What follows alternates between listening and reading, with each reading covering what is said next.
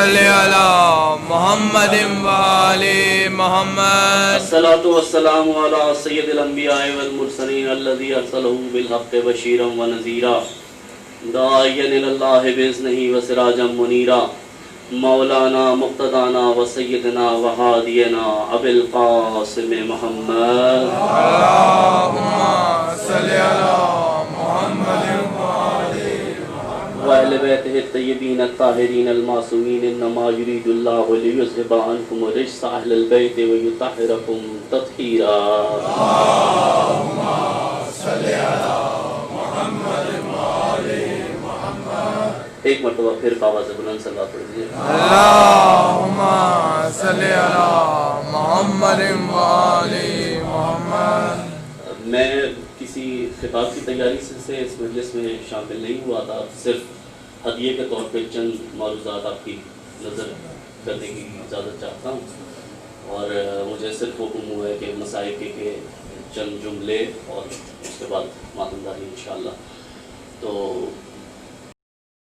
اشعار آپ کی خدمت میں کہ خدمت مشق سکینہ کا یہ جوہر رکھ دیا، خدمت مشق سکینہ کا یہ جوہر رکھ دیا، کربلا نے میری آنکھوں میں سمندر رکھ دیا.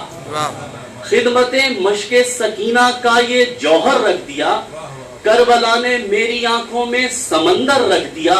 اور اب ضمیر آدمی کو موت آ سکتی نہیں، انقلاب کربلا ذہنوں کے اندر رکھ دیا.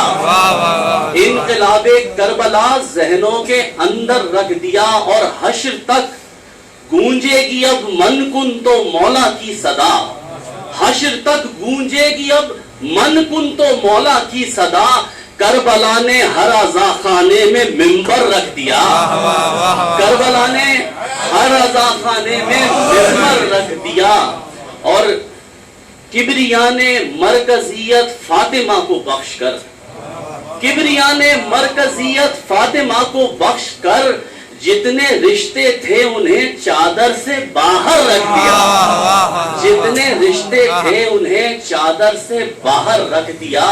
اور آخری شعر عرض کر رہا ہوں کہ آن کر داد شجاع دو نجف کے بادشاہ، آن کر داد شجاع دو نجف کے بادشاہ، ایک رسن بستہ نے کوفے کو پلٹ کر رکھ دیا، ایک رسن بستہ نے کوفے کو پلٹ کر رکھ دیا. تو مجھے حکم ہوا ہے کہ مسائل بی بی کی شان کے عرض کروں. تو اس بی بی کی کیا شان عرض کروں کہ جو عصر عاشور تک زینب تھی اور عصر عاشور سے حسین بن گئی. صرف شام غریبہ میں ایک دفعہ بی بی عباس بنی ہے، ایک دفعہ عباس بنی ہے. اس کے بعد سے لے کے راہ کوفہ و شام تک صرف حسین کا کردار ادا کیا ہے. کربلا عصر عاشور تک حسین کی تھی، عصر عاشور کے بعد زینب اور سید و سجاد کی ہو گئی. اس بی بی کے مسائل، اس بی بی کے مسائل جو گھر میں بھی مشکل سے چلا کرتی تھی، اس بی بی نے راہ کوفہ و شام کی منزلیں طے کی، اور اس امام کے ساتھ راہ کوفہ و شام کی منزلیں طے کی ہیں کہ جس کے بارے میں یہ لکھا ہے کہ اس کی کنیزیں اس کے سامنے بے پردہ نہیں آیا کرتی. ایسا غیور امام اور ایسا سخت امتحان. اس بی بی کے مسائل. جناب زینب کبریٰ سے کسی نے سوال کیا کہ بی بی سب سے زیادہ مشکل کیا چیز تھی؟ کہا کہ بے مقنع و چادر راہ کوفہ و شام کی منزلیں طے کرنا مشکل تھا، یا بھائی کو 70 قدم کے فاصلے سے ذبح ہوتے ہوئے دیکھنا مشکل تھا. کہا نہیں، یہ ساری مشکلیں اپنی جگہ، مگر ایک شرابی کے دربار میں جا کر میری جیسی سی پاکیزہ بی بی کا اس نجس فطرت انسان سے کلام کرنا سب سے مشکل تھا، اس نجس انسان سے کلام کرنا مشکل تھا. اور قرآن سے تمہارا کیا تعلق؟ امام سید سجاد نے کہا تو نے قرآن میں انما یرید اللہ کی آیت پڑھی ہے؟ کہا ہاں پڑھی ہے. کہا تو نے سورہ حل عطا پڑھی ہے؟ کہا ہاں پڑھی ہے. کہا سورہ کوثر پڑھی ہے؟ کہا ہاں پڑھی ہے. کہا یہ ساری آیتیں ہمارے ہی شان میں نازل ہوئی ہے اور ہم خانوادہ رسول ہیں. سید سجاد اور بی بی زینب شام کی کوفہ کی منزلیں طے کرتے کرتے زندان شام میں پہنچے.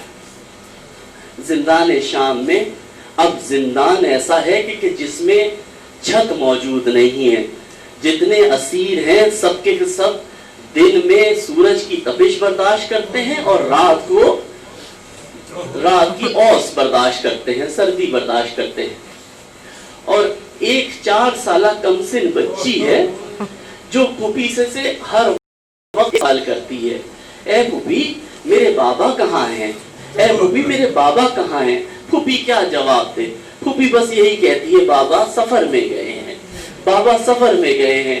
اور ایک دفعہ جناب سکینہ نے سوال کیا, پھوپھی کیا سفر میں جانے والے واپس نہیں آیا کرتے؟ اب پھوپھی یاس و حسرت کی تصویر بنی, کیا جواب دے؟ پھوپھی یاس و حسرت کی تصویر بنی, کیا جواب دے؟ اور اسی طریقے سے سکینہ کے سوال و جواب طے کرتے جاتے تھے اور ہمیشہ گریہ بلند کیا جاتا تھا. ایک دفعہ بیوی جو ہے وہ سید سجاد کے پاس آئیں اور پوچھا کہ بھیا سجاد, کیا تم مجھے بتا سکتے ہو کہ پیاس کی کتنی منزلیں ہوتی ہیں؟ بیوی زینب تڑپ گئی. سکینہ یہ کیا سوال کیا, یہ کیا سوال کیا؟ سید سجاد نے کہا, پھوپھی میں امام وقت ہوں. سکینہ نے امام وقت سے سوال کیا ہے, مجھے جواب دے لینے دیجئے, مجھے جواب دے دیجئے. کہا کہ پیاس کی کئی قسمیں ہیں, پیاس کی کئی قسمیں ہیں.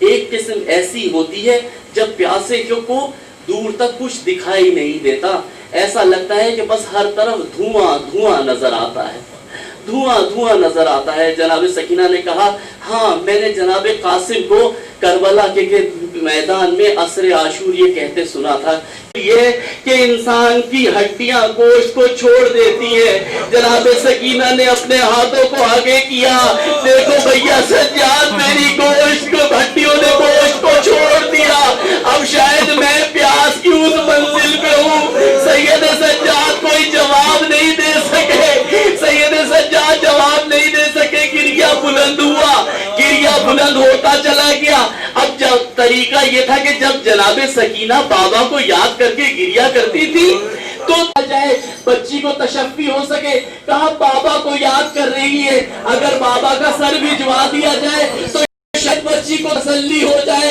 نہ جانے کیسے لوگ تھے کہ 4 سالہ بچی کو تسلی دینے کے لیے باپ کا کٹا ہوا سر زندان میں بھجوایا گیا. زندان کا دروازہ کھلا, امام حسین کا سر سکینہ نے گود میں لیا, بیوی نے گریہ کرنا شروع کیا. بابا آپ کی رگوں کو کس نے کاٹا؟ بابا آپ میرے آپ کے جانے کے بعد مجھے تماچے مارے گئے, آپ نے جو دور دیے تھے وہ چھین لیے گئے. یہ کہتے کہتے سکینہ نے بابا کے گالوں میں گال رکھ کے بیوی خاموش ہو گئی. سید سجاد آگے بڑھے اور آگے ہاتھ پکڑا اور کہا, انا للہ و انا الیہ راجعون. بابا کو رونے والی بابا کے پاس پہنچ گئی. الا لعنت اللہ علی قوم الظالمین و سیعلم